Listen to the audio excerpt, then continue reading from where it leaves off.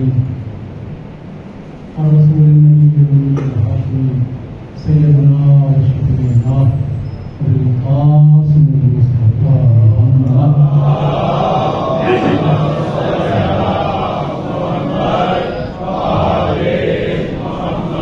وعلى بيت التابعين الطاهرين الهداة المهتدين المعصومين المسلمين ولعنة القائمة على أعدائهم المجرمين أما بعد فقد قال الله تعالى قسم في محكم كتابه ومحكم خطابه بسم الله الرحمن الرحيم لا أقسم بهذا البلد وأنت حل بهذا البلد ووالد وما ولد لقد خلقنا الإنسان في كبد سبق من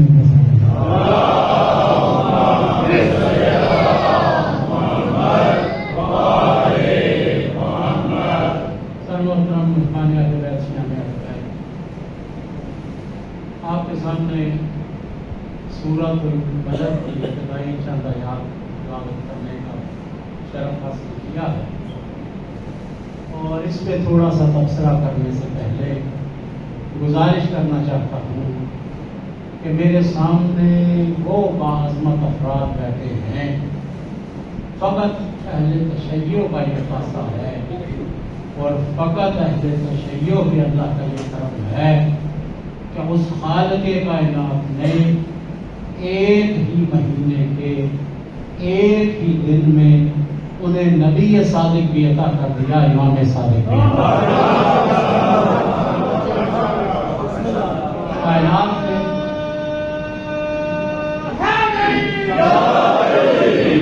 واحد آپ بھی اللہ نے کرم کیا کہ ایک ہی دن میں نبی صادق بھی عطا کیا، اسی کا وارث امام صادق بھی اللہ نے عطا کر دیا، اور لطف ہے اس پروردگار کا کہ جس نے ہم پہ کرم کیا تو دین کامل عطا کیا ہے، ہادی اکمل عطا کیا، نہ دین میں کوئی نقص ہے اور نہ ہی ہادیوں میں کوئی کمی ہے۔ اس نے باعظمت ترین اور معزز ترین خاندان کی معزز ترین شخصیات آپ کو عطا کی۔ میں اس سورہ میں تبصرہ کرنے سے پہلے جو دو جملے کہے تو میں اس کی وضاحت اس روایت سے کرنا چاہتا ہوں کہ جب اللہ نے حکم دیا کہ نور کا عقد نور سے کر دیا جائے، جناب سیدہ کے ساتھ امیر المومنین کا رشتہ طے ہوا۔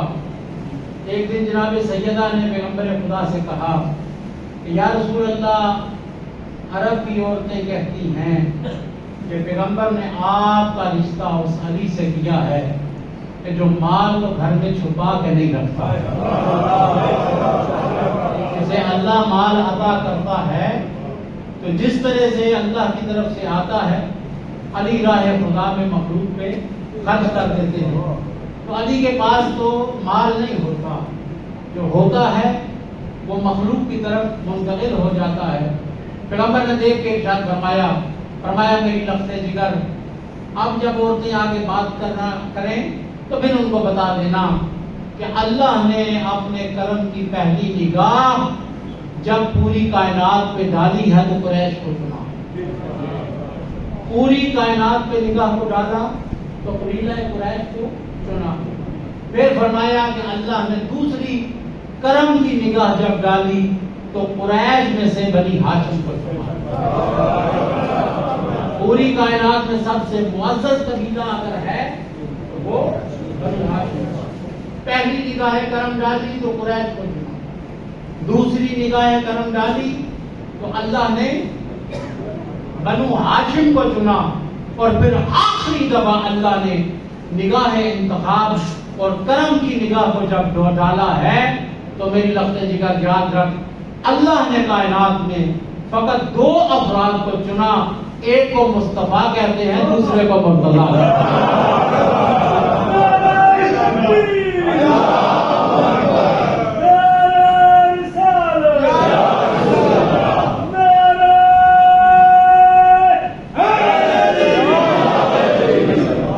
آخری دفعہ جب اللہ نے نگاہ انتخاب کو ڈالا تو فقط کائنات میں دو کو چنا ہے، ایک کو مصطفیٰ کہتے ہیں دوسرے کو مرتضیٰ کہتے ہیں، اور وہ اللہ چاہتا ہے کہ ان دونوں کے ساتھ کائنات میں سب سے زیادہ جس کا رشتہ ہو اسے فاطمہ تو زہرا کہتا ہے۔ ایک کو فاطمہ کا بابا بنا دیا اور ایک کو فاطمہ کا شوہر بنا دیا۔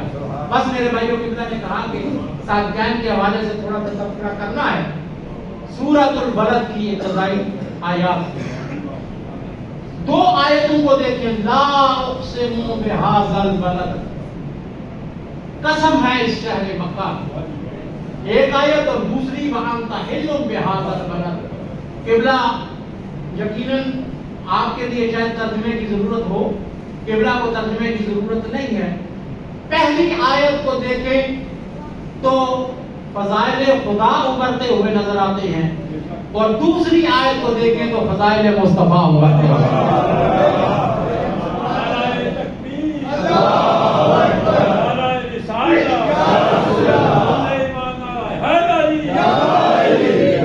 پہلی آیت کو دیکھیں فضائل خدا ابھرتے ہوئے نظر آتے ہیں، دوسری آیت کو دیکھیں تو فضائل مصطفیٰ۔ لا اقسم بہذا البلد، قسم ہے اس شہر مکہ کی۔ کون قسم کھا رہا ہے؟ کون قسم؟ پہلے دوسری آیت کی طرف بعد میں جائیں گے، پہلے قسم کھانے والے کو تو دیکھیں کہ کون قسم کھا رہا ہے۔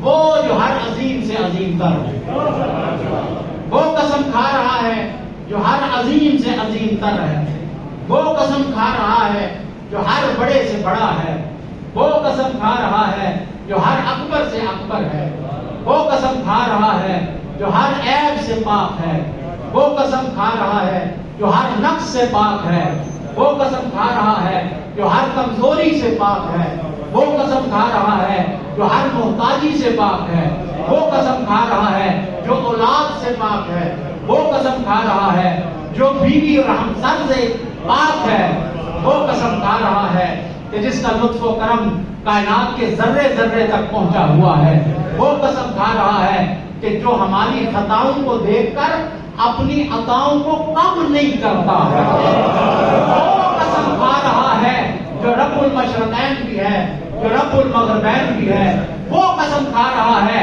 کہ مشرق سے لے کر مغرب تک اور شمال سے لے کر جنوب تک اور عرش سے لے کر پاتال تک کائنات کا ہر ذرہ جس کی حکمت کا بھی پتہ دے رہا ہے، جس کی قدرت کا بھی پتہ دے رہا ہے، جو کائنات کو پالنے والا ہے، کہ جس کے بغیر کوئی رزق کا ایک ذرہ بھی حاصل نہیں کر سکتا۔ لا اقسم بہذا البلد، قسم ہے اس شہر مکہ کی۔ اب سوال پیدا ہوتا ہے، اے میرے خدایا کیوں قسم کھاتا ہے؟ اس لیے کہ یہاں پر مکہ میں بیت اللہ ہے۔ اے میرے اللہ کیوں قسم کھاتا ہے؟ اس لیے کہ یہاں پہ زمزم ہے۔ اے میرے اللہ کیوں قسم کھاتا ہے؟ اس لیے کہ یہاں پہ حج ہوتا ہے۔ اے میرے اللہ کیوں قسم کھاتا ہے؟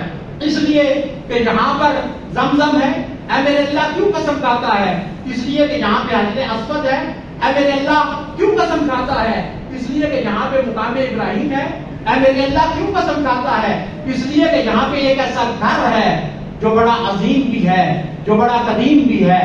اگر اللہ ان میں سے بھی کسی چیز کی قسم کھانا چاہتا تو کھا سکتا تھا، مگر اللہ نے ہر شے کو نظر انداز کیا اور ارشاد فرماتا ہے لا اقسم بہذا البلد وانت حل بہذا البلد، اے میرا حبیب قسم ہے اس شہر مکہ کی، اس لیے کہ تو جو اس شہر مکہ میں رہتا ہے۔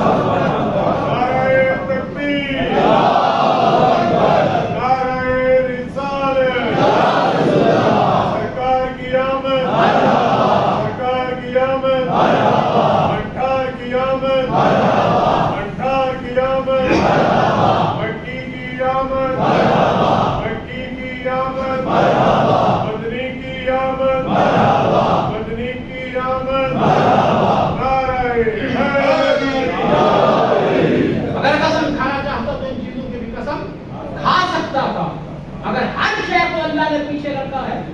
لا اقسم بہذا البلد وانت حل بہذا البلد، مکہ اس لیے قسم کے قابل ہے اس لیے کہ میرے حبیب کے قدم ان کی گلیوں میں چلتے ہیں۔ اس کی گلیوں میں میرا حبیب چلتا ہوا نظر آتا ہے، اس مکہ میں میرا حبیب رہتا ہوا نظر آتا ہے۔ اچھا قسم تو اللہ نے کھائی ہے اس لیے کہ پیغمبر خدا کی وجہ سے، اور میرے بھائیوں فقط پیغمبر نہیں بھیجا، اللہ نے دنیا میں جب اسے بھیجا ہے تو رحمت للعالمین بنا کے بھیجا۔ اللہ نے جب اسے دنیا میں بھیجا ہے تو کائنات کا سب سے بڑا رہبر بنا کے بھیجا ہے۔ اللہ نے جب اسے دنیا میں بھیجا ہے تو کائنات میں سب سے بڑا معصوم بنا کے بھیجا ہے۔ اللہ نے جب اسے دنیا میں بھیجا ہے تو کائنات کا سب سے بڑا ہادی بنا کے بھیجا ہے۔ اللہ نے جب اسے دنیا میں بھیجا ہے تو شاہد بنا کے بھیجا ہے۔ اللہ نے جب اسے دنیا میں بھیجا ہے تو بشیر بنا کے بھیجا ہے۔ اللہ نے جب اسے دنیا میں بھیجا ہے تو نذیر بنا کے بھیجا ہے۔ انا ارسلناک شاہدا و مبشرا و نذیرا، اے میرا حبیب ہم نے تجھے شاہد بنا کے بھیجا، ہم نے تجھے خوشخبری دینے والا بنا کے بھیجا، اور ہم نے تجھے نذیر ڈرانے والا بنا کے بھیجا۔ قرآن کہہ رہا ہے کہ اللہ نے اپنے حبیب کو خوشخبری دینے والا بھی بنا کے بھیجا ہے اور ڈرانے والا بھی بنا کے بھیجا ہے۔ اب امت میں لازم یہ ہے کہ ڈرے ہر اس شے سے جس سے مصطفیٰ ڈراتا ہوا نظر آئے، اور مانے اس شے کو جسے مصطفیٰ مرواتا ہوا نظر آئے۔ ڈرے اس سے جس سے مصطفیٰ ڈرائے، اور مانے اسے جسے مصطفیٰ منوائے۔ چاہے کسی کمرے میں کہے کہ کاغذ قلم لے آؤ، اسے بھی ماننا ضروری ہے، اور اگر روزے روشن میں کسی کا بازو پکڑ کے کہے من کنت بولا ہو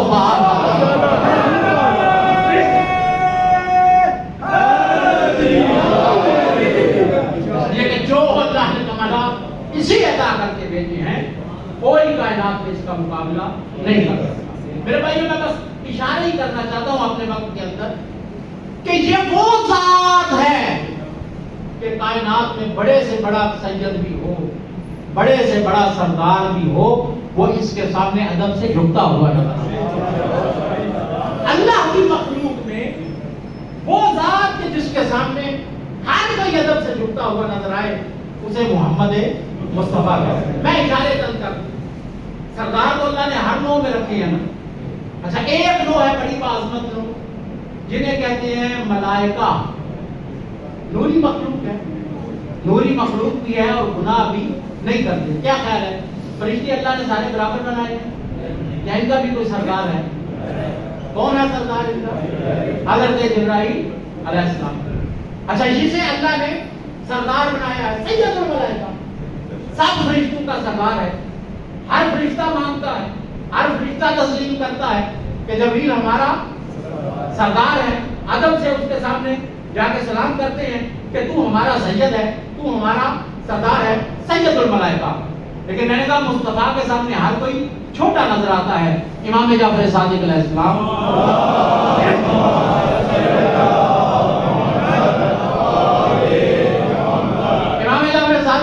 میں ارشاد فرماتے ہیں دنیا والوں یاد رکھو قسم خدا کہ حضرت جبرائیل جب بھی پیغمبر خدا کے سامنے آتے تھے، جب بھی پیغمبر کے سامنے آتے تھے تو پیغمبر کے سامنے ادب کے ساتھ ایسے دو زانو ہو کے بیٹھتے تھے جیسے کوئی حبشی غلام اپنے آقا کے سامنے دو زانو۔ سید الملائکہ ایسے ادب کے ساتھ بیٹھتا تھا جیسے کوئی غلام اپنے آقا کے سامنے ادب سے دو زانو ہو کے بیٹھتا ہے۔ یہ تو سید الملائکہ ہے۔ اچھا نبیوں کا سلطان دیکھیں تو وہ اللہ نے اسے بنایا ہے۔ اگر انبیاء کو دیکھیں کیا خیال ہے؟ انبیاء کا مرتبہ بھی ایک ہے، ایک تو نہیں، کتنے انبیاء ہیں؟ 1,24,000 انبیاء اللہ نے دنیا میں بھیجے، وہ سارے برابر نہیں ہیں۔ اللہ نے ان میں سے 313 کا انتخاب کیا، جنہیں اللہ نے ان میں سردار بنایا، جنہیں اللہ نے رسول بنایا، وہ کتنے ہیں؟ 313۔ اچھا یہ جو 313 ہیں کیا یہ اللہ نے برابر بنائے؟ نہیں، ان میں سے بھی پھر اللہ نے 5 کا انتخاب کیا ہے جنہیں کہتے ہیں اولی العزم پیغمبر۔ انبیاء 1,24,000، پیغمبر ان میں سے رسول 313، اور ان میں سے اللہ نے 5 کا انتخاب کیا کہ جنہیں اولی العزم پیغمبر اللہ نے بنایا ہے۔ اچھا کیا خیال ہے کہ یہ پانچوں اللہ نے برابر بنائے؟ ان میں سے اللہ نے جو سردار بنایا ہے اسے آمنہ کا لال کہتے ہیں، اسے فاطمہ تو زہرا کا بابا کہتے ہیں،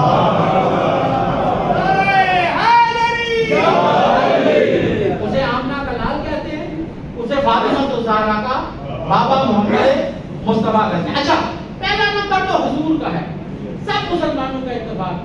اچھا کبھی آپ نے سوچا کہ دوسرے نمبر پہ سب سے افضل کون؟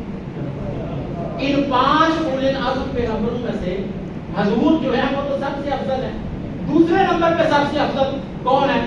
وہ ہے حضرت ابراہیم علیہ السلام۔ دوسرے نمبر پہ جو سب سے افضل ہے وہ حضرت ابراہیم علیہ السلام ہے کہ اللہ نے جنہیں مرتبہ اور مقام ادا کیا، جاتے ہیں پیغمبر خدا کے، جاتے ہیں مولا علی کے، یہ وہ ذات ہے کہ جس میں اللہ نے مصطفیٰ و مرتضیٰ کا نور بھی رکھا ہے، حضرت اسماعیل کا نور بھی رکھا ہے، تو یہ دوسرے نمبر پہ سب سے افضل ہے۔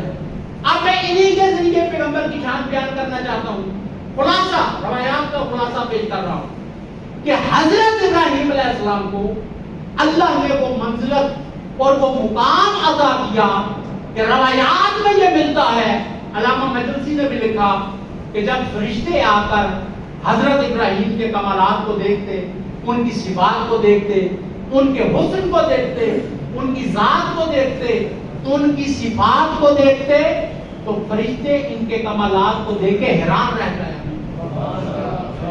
اور اللہ کے سامنے ادب سے جھک کے کہتے تھے خدایا تو نے ابراہیم کو کون سا کمال عطا کیا ہے، کیسے کیسے صفات اللہ نے تو نے عطا کر دی ہیں۔ لیکن یہ آدھا جملہ ہے کہ فرشتے حضرت ابراہیم کے کمالات کو دیکھ کے حیران رہ جاتے تھے۔ میرے بھائیو تعلیم کا نچوڑ ہے، پورا جملہ یہ ہے کہ جس کی صفات اور جس کے کمالات کو دیکھ کے فرشتے حیران رہ جائیں اسے خلیل خدا کہتے ہیں، اور جس کے کمالات کو دیکھ کے خلیل حیران ہو جائے اسے حبیب خدا کہتے ہیں۔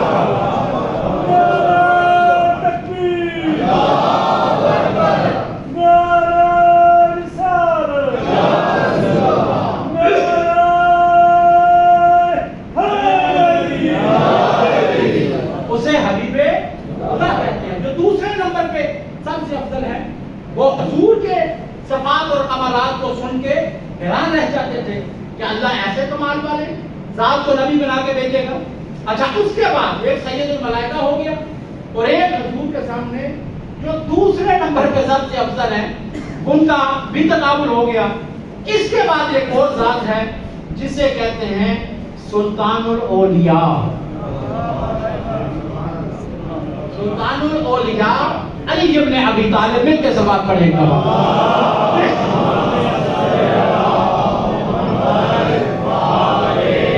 اور میں نے گزارش کی ہے کہ یہ وہ ذات ہے کہ بعد از پیغمبر جو پوری کائنات میں سب سے افضل ہے، کہ درجہ ان کا ان کے بعد۔ اور میں کہا کرتا ہوں عموماً آپ کی توجہ آپ کی طرف کرنے کے لیے، اور چونکہ ہمارے ممبروں پہ کچھ کام خراب بھی ہو گیا، میرے بھائیو ہمارا کلمہ کیا ہے؟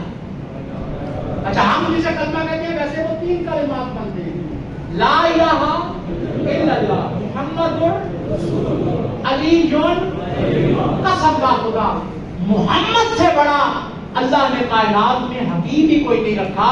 جو محمد نے کلمہ دیا ہے، ہمارے کلمے کی ترتیب بھی یہی ہے اور ہمارے عقیدے کی ترتیب،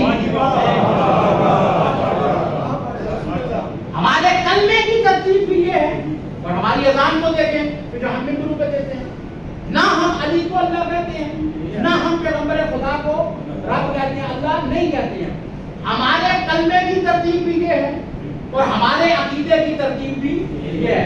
سب سے پہلے لا الہ الا اللہ، اچھا اس کے بعد محمد، اس کے بعد علی اللہ۔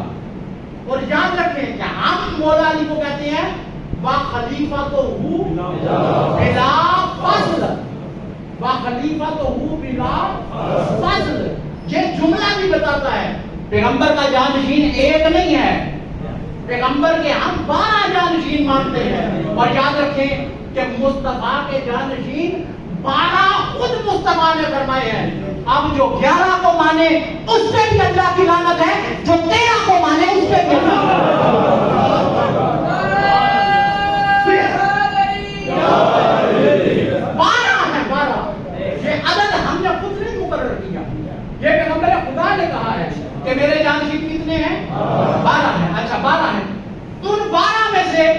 کسی اور کو آپ کہہ سکتے ہیں امام حسن کو کہ وہ خلیفہ بلا فضل جانشین تو سارے ہیں مگر وہ فاصلے کے ساتھ ہیں.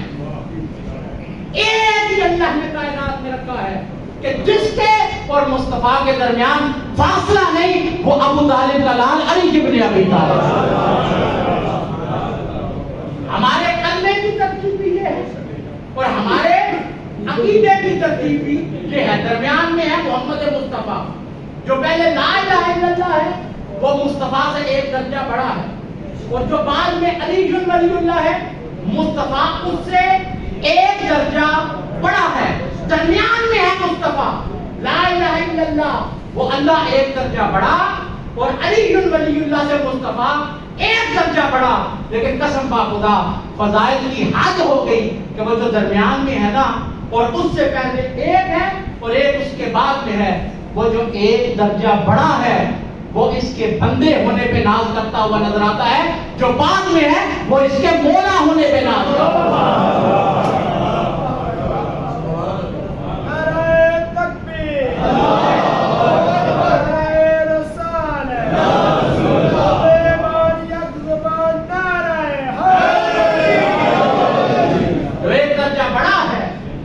بندہ ہونے پہ ناز کرتا ہوا نظر آتا ہے، اور جس سے یہ ایک درجہ بڑا ہے وہ اس کے آقا ہونے پہ ناز کرتا ہوا نظر آتا ہے. اور خود فرماتے ہیں انا عبد من عبید محمد، میں محمد کے غلاموں میں سے ایک غلام. اور میرے بھائی یاد رکھیں قسم با خدا کہ جیسے پیغمبر خدا ان ہستیوں پہ ناز کرتے ہوئے نظر آتے ہیں، ہمارا ہر معصوم پیغمبر کے ساتھ رشتہ ہونے کی وجہ سے اب جو ہے وہ ناز کرتا ہوا نظر آتا ہے. ہر معصوم جو ہے وہ پیغمبر کے ساتھ رشتہ داری پہ ناز کرتا ہے. امام محمد باقر علیہ السلام،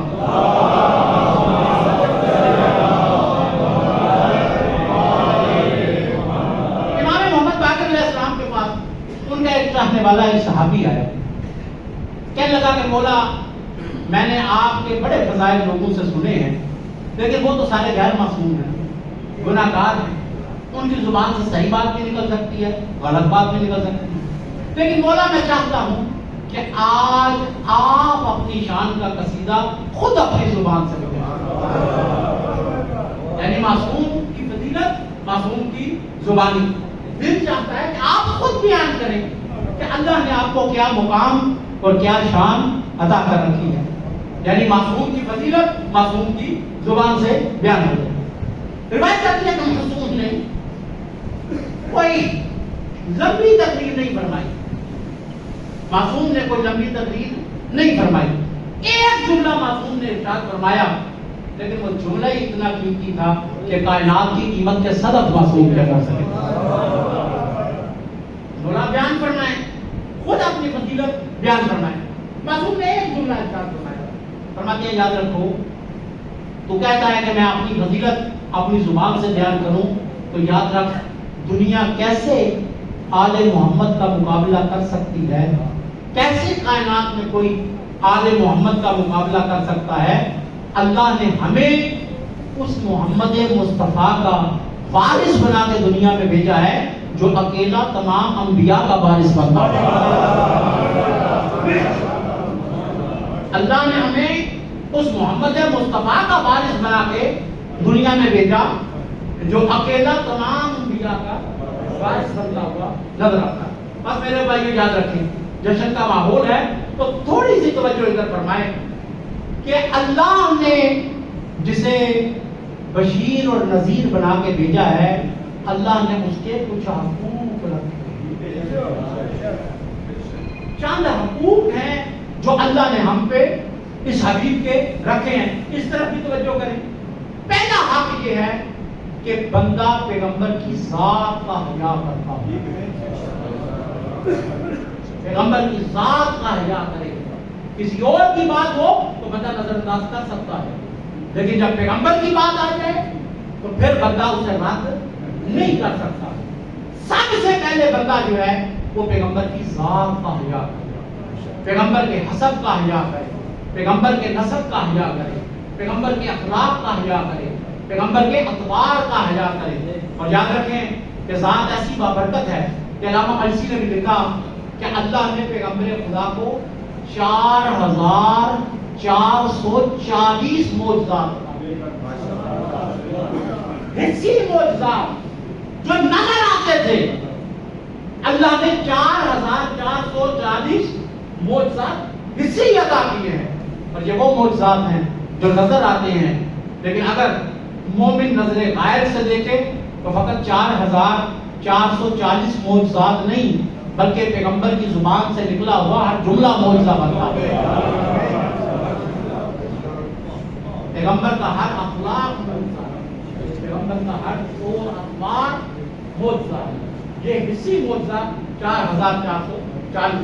بندہ پیغمبر کی ذات کا حیا کرے گا کہ پیغمبر خدا، اور اللہ نے ایسی بابرکت ذات بنائی ہے کہ اگر کوئی بندہ خلوص کے ساتھ، شرط ایک ہے کہ اگر کوئی بندہ پیغمبر کے پاس خلوص کے ساتھ چلا جائے نا، اگر آدمی ہو تو انسان بنتا ہو.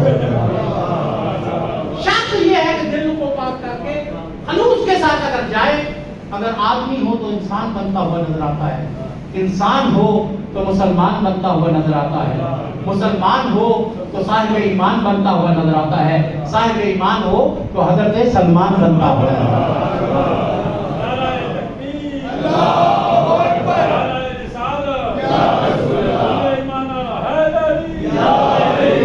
تو پہلے میرے بھائی میں جاننا چاہیے پیغمبر کی ذات کا حیا کرنا. اور ایسی بابرکت ذات کہ جو برکت اللہ نے اس کی ذات میں رکھا کہ اپنے حیران رہ جاتی ہے.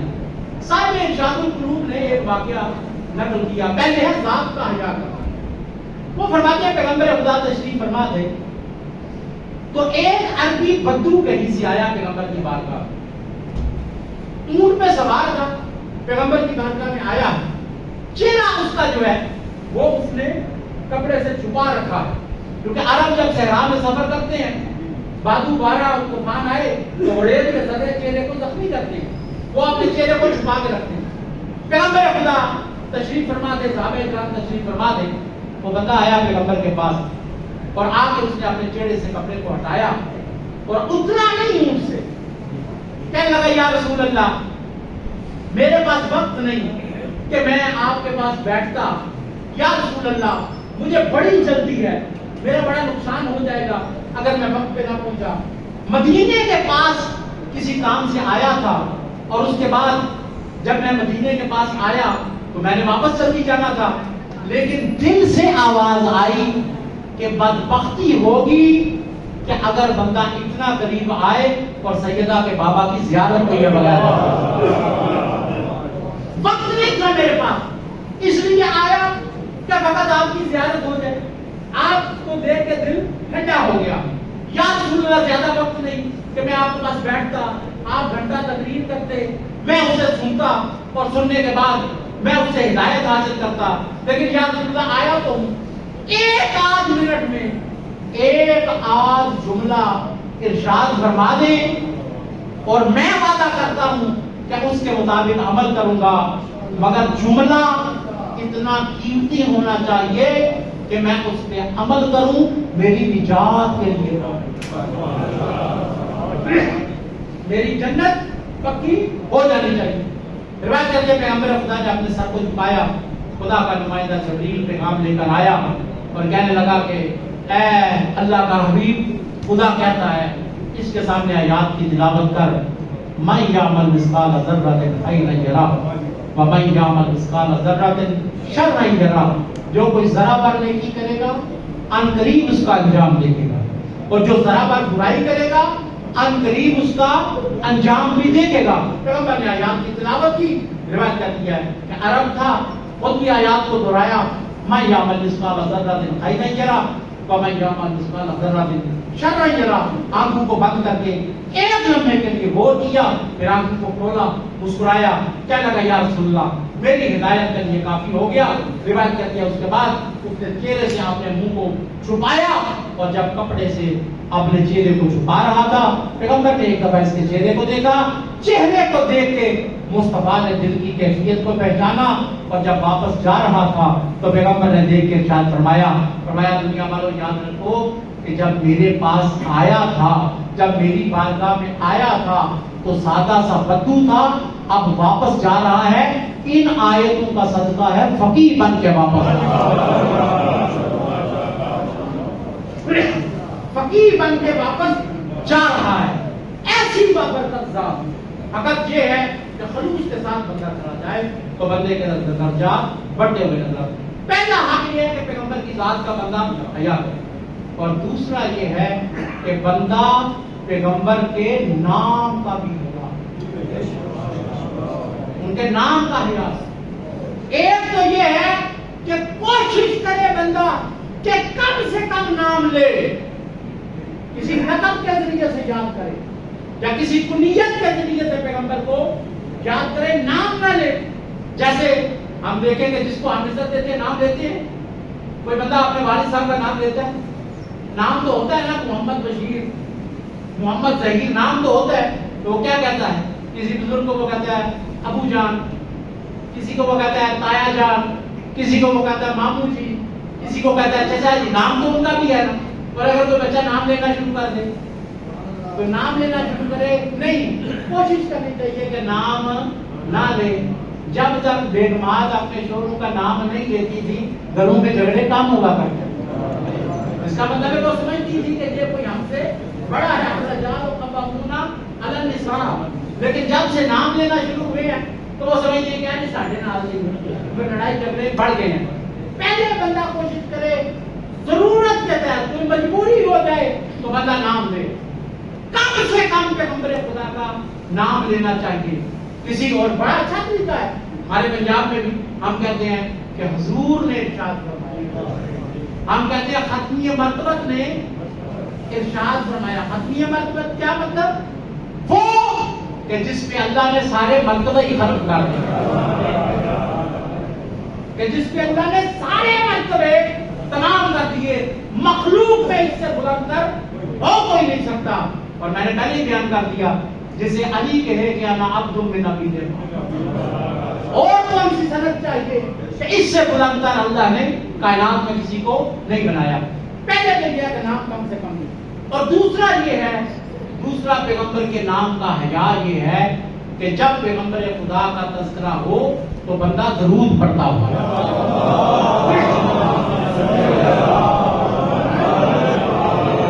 یہ بھی ایک دفعہ بلند تر صلوات.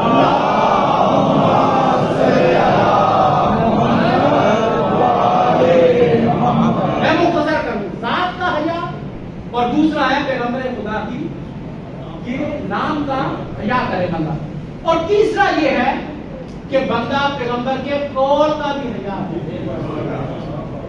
اللہ نے یہ ادب رکھا ہے کہ پیغمبر کے قول کا بھی حیا کرے. کہ پہلے اگر کوئی بندہ مجھ بھی اور آپ میں تنازع ہو گیا اور آپ نے کہا کہ یار جو میں بات کر رہا ہوں یہ تو اللہ کے رسول نے ارشاد فرمایا، یہ تو امام جعفر صادق نے، تو پھر مجھے شرم کرنی چاہیے. اس لیے کہ گنہگار کا مقابلہ کر سکتا ہے، معصوم کا مقابلہ نہیں کر سکتا. لہذا پیغمبر کے قول کا بھی حیا کرنا اللہ نے جو ہے وہ لازم رکھا ہے کہ پیغمبر کے قول کا بھی انسان حیا کرے. اور یہ ہے روایات میں ملتا ہے، شیعہ سنی دونوں نے نقل کیا ہے کہ جنہوں نے تدوین حدیث پہ مقالہ جات لکھے، تاریخ اس کی رقم کی ہے، تو انہوں نے اس واقعہ کو لکھا ہے کہ پیغمبر کی بارگاہ میں ایک صحابی تھا، عمر کا چھوٹا تھا، نام تھا عبداللہ بن عمر. عبداللہ بن عمر کہتا ہے کہ میں لکھنا پڑھنا بھی جانتا تھا میں کوئی 5-7 سال کا. تو پیغمبر خدا نے جب بھی کوئی حدیث ارشاد فرمانی تو میں نے اس کو نقل کر لکھ لینا، تحریر کر لینا، جو اس وقت لکھنے کی چیز ہوتی تھی. شانے کی ہڈی پہ لکھ لینا، پتھر پہ لکھ لینا، پتے پہ لکھ لینا.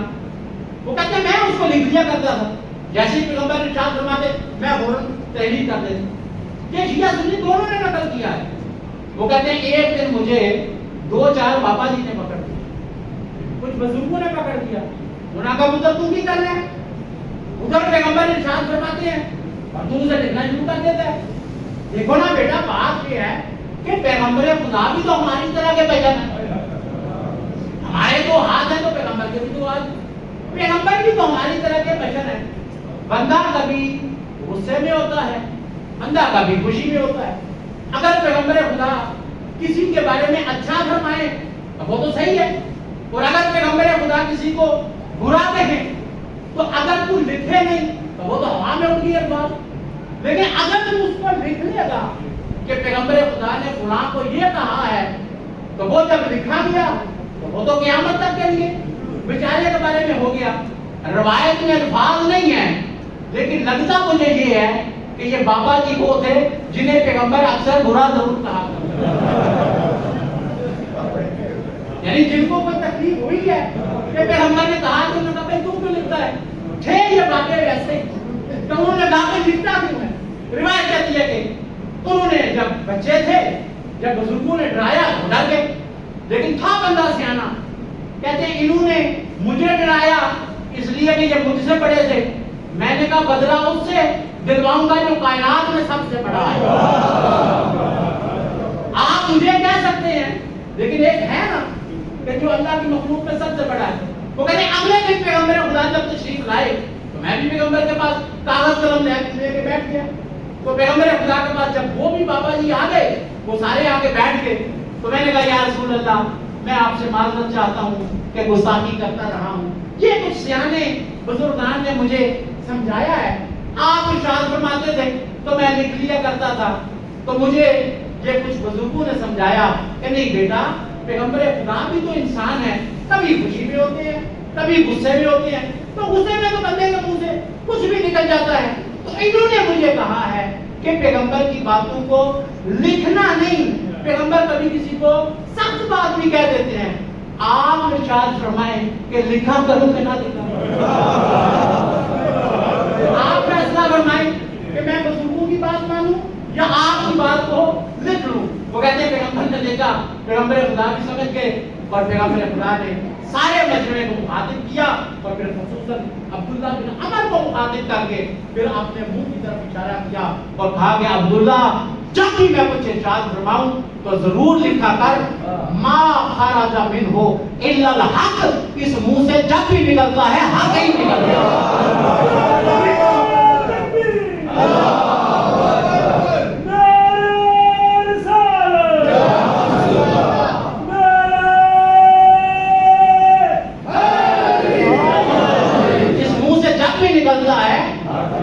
نکلتا ہے. اس کا مطلب ہے پیغمبر خدا فرمائے نماز پڑھو تو یہ حق ہے, پیغمبر خدا فرمائے روزہ رکھو تو یہ حق ہے, پیغمبر خدا فرمائے کہ حج کرو تو یہ حق ہے, پیغمبر خدا کہیں کہ عزاداری کرو تو یہ حق ہے, پیغمبر خدا کہیں کہ غریبوں کی مدد کرو تو یہ حق ہے. میرے بھائیوں یہ سارا حق ہے, جو بھی پیغمبر کے منہ سے نکلتا ہے وہ حق ہی نکلتا ہے. لیکن میں حیران ہوں کہ اس دن پیغمبر کے منہ سے کتنا بڑا حق نکلا تھا جب ارشاد فرمایا تھا الحق و ما علی و علی و ما الحق, حق علی کے ساتھ ہوتا ہے, علی حق کے ساتھ ہوا کرتا ہے.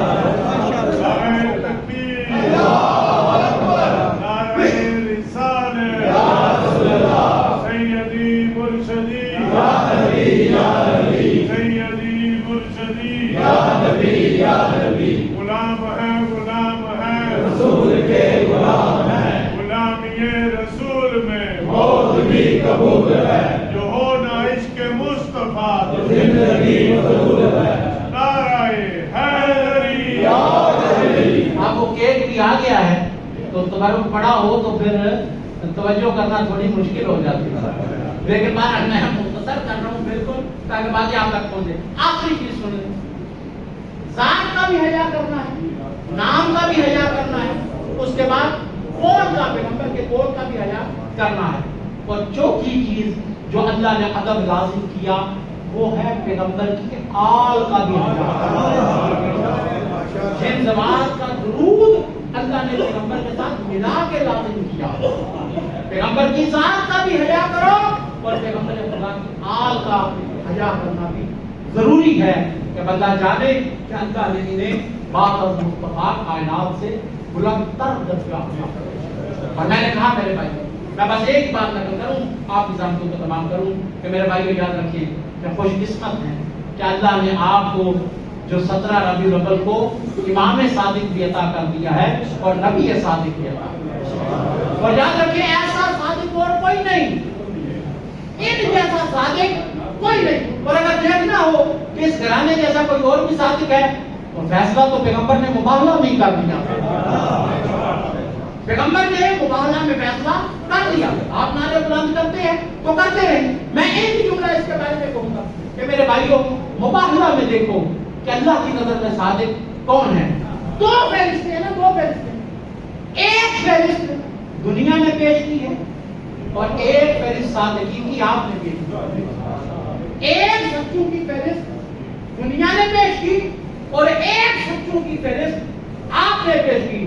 شیعہ تفاسیر کو چھوڑ دیں, کسی بھی اہل سنت کی تفسیر کو آپ اٹھا لیں, شیعہ سنی تفاسیر کو اٹھا کے دیکھیں تو فیصلہ ہوتا ہوا نظر آتا ہے کہ وہ فہرست سچوں کی کہ جو دنیا نے پیش کی ہے ان میں سے کوئی ایک پیغمبر کے ساتھ گیا نہیں, اور جو آپ نے پیش کی ہے ان میں سے کوئی ایک گھر میں نہیں رہ گیا.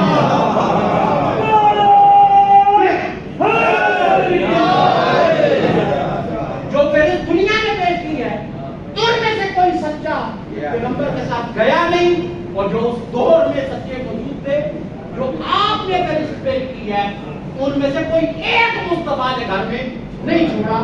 سب کو پیغمبر ساتھ دے کر گئے ہیں. میرے بھائیوں ان کا مقابلہ بھی نہیں ہو سکتا.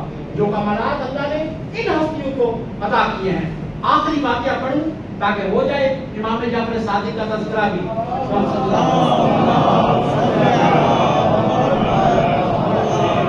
منصور دوانگی کے دربار میں امام کے اس نے بلایا اور چاہتا تھا کہ سرزنش کرے کہ آپ نے جعفر صادق لوگوں کو کیا کیا رکھا ہے کہ ہم پیغمبر خدا کے رشتے دار ہیں, ہمارے بھی پیغمبر رشتے دار ہیں, اور آپ لوگ اس میں بظاہر کیا فرق ہے؟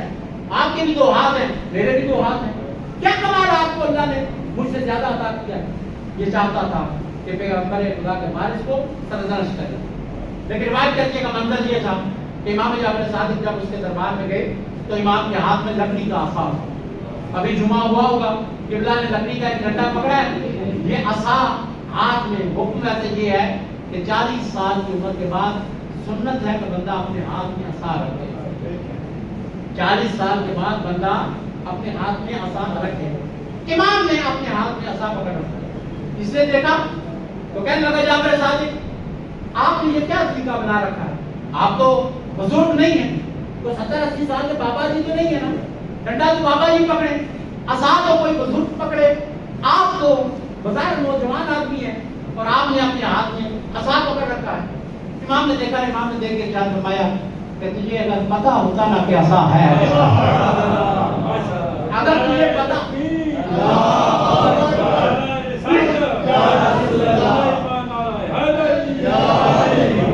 اگر تجھے پتا ہوتا نا کہ یہ عصا کس کا ہے تو پھر تو مجھ پہ اعتراض نہ کرتا. کہنے لگا یہ کس کا عصا ہے؟ امام نے فرمایا کہ یہ پیغمبر خدا کا عصا ہے, یہ پیغمبر کا عصا ہے اور میں وارث مصطفیٰ ہوں. تو آج اتنے سالوں کے بعد نسل در نسل چلتے ہوئے یہ مجھ پہنچا ہے, میں وارث ہوں اس عصا کا. روایت کہتے اس نے سنا تو ایک دفعہ اپنی مسجد سے اترا, اپنے تخت سے اترا اور چاہتا تھا آگے بڑھ کے پیغمبر کی عصا کا بوسہ لے لے. اپنے لبوں کو آگے کیا, امام نے عصا کو پیچھے کر دیا. آگے بڑھ کے بوسہ لینا چاہتا ہے, امام نے عصا کو پیچھے کر دیا. کہنے لگا یہ عجیب بات ہے, ایک مسلمان, ایک مومن, ایک کلمہ گو محبت کے ساتھ اب آپ نے پیغمبر کے عصا کا بوسہ لینا چاہتا ہے, مگر آپ نے عصا کو پیچھے کر دیا. کتنی تعجب کی بات ہے. امام نے فرمایا نہیں, مجھ پہ تعجب نہیں, مجھ پہ حیرانی نہیں, تجھ پہ تعجب ہے, اس لیے کہ تو اس لکڑی کا تو بوسہ لیتا ہے جو مصطفیٰ کی ہے, تو اس ہاتھ کا بوسہ نہیں لیتا جس میں گوشت بھی مصطفیٰ کا ہے, جس میں لہو بھی مصطفیٰ.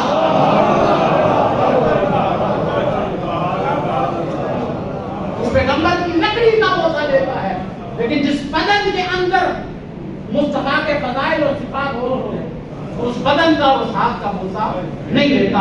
کوئی مقابلہ نہیں کر سکتا, ان 14 ہستیوں کا مقابلہ کوئی نہیں کر سکتا.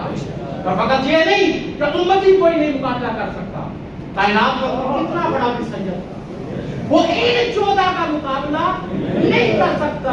سید اور کسی کا سردار ہو سکتا ہے, مگر ان کے سامنے جب آئے گا تو وہ بھی غلام بنتا ہے.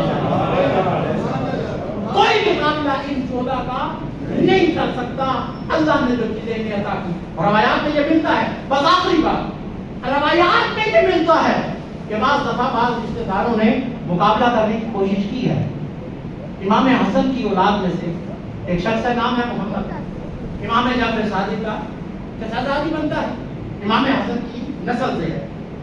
اسے ایک دفعہ امام کی بارگاہ میں آیا, کچھ لوگوں نے تعریف کرنا شروع کی نا, ساڑھیاں کوٹیا میں بھی کوئی ہاتھ لانا شروع کرے, شاہ صاحب سانو بھی کوئی نہ کچھ دخل لاتا ہے کہ ہم بھی شاید پتہ نہیں جتنے ہیں اتنے ہی رہنا. اب وہ کسی نے جو ہے عزت احترام کیا زیادہ, تو اس کو یہ شبہ ہو گیا کہ شاید میں بھی امام جیسا, امام حسن کی اولاد سے. آگے امام کے پاس آگے بیٹھا, کہنے لگا جعفر صادق میں بھی علم میں آپ سے کم تو نہیں ہوں, تقویٰ میں ورع میں کوئی کام تو نہیں ہوں, میں بھی تہجد گزار ہوں, مقام تو میرا بھی بڑا ہے, لیکن یہ کیا ہے کہ ہر شیعہ آپ کی طرف رجوع کرتا ہے. ہر بندہ آتا ہے تو اس وقت مال امام کس کی طرف آئے گا؟ امام جعفر صادق کی طرف. ہر بندہ آپ کی طرف رجوع کرتا ہے, تو میں کوئی آپ سے کم تو نہیں, تو میں بھی تو اسی گھر میں پل کے جوان ہوا ہوں جس گھر میں آپ پلے ہیں. امام نے دیکھا, امام کو لگا کہ یہ کوئی ابلیس تھوڑا وار اپنا کر دیا, تو امام نے کہا ٹھیک ہے محمد میرے بھائی بیٹھ جا محمد بیٹھ جا. امام گفتگو فرماتے رہے, ممبر پہ بیٹھ کے لوگوں سے بات کرتے کرتے امام نے فرمایا کہ محمد تو نے کہا ہے کہ تیرا علم جعفر صادق جتنا ہے, تجھے پتا ہے کہ مولا علی نے اپنے ہاتھ کی کمائی سے 1000 غلام کو آزاد کیا. مولا علی نے اپنے ہاتھوں کی کمائی سے, ایک روایت میں 400 افراد اور ایک روایت میں 1000 اپنے ہاتھ کی کمائی سے. اس لیے کہ اس دور میں کنواں کھودنا بڑا مشکل کام ہوا کرتا تھا. کنواں کھودنا, کنواں کھود لو زمین آباد ہو جاتی تھی, کنواں نہیں ہے تو زمین کی کوئی قیمت ہی نہیں.